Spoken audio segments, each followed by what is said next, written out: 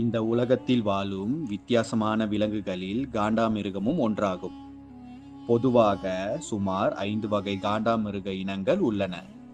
இதில் ஒன்றுதான் இந்தியாவின் ஒற்றை கொம்பு காண்டாமிருகம் ஆகும். இதனை ஆங்கிலத்தில் இந்தியன் ரைனோசரஸ் என்று அழைப்பர். ஒற்றை கொம்பு காண்டாமிருகத்தை இந்தியா மூக்குக்கொம்பன், இந்தியா காண்டாமிருகம், ஒற்றை கொம்பன் என்று பல பெயர்களில் அழைப்பர்.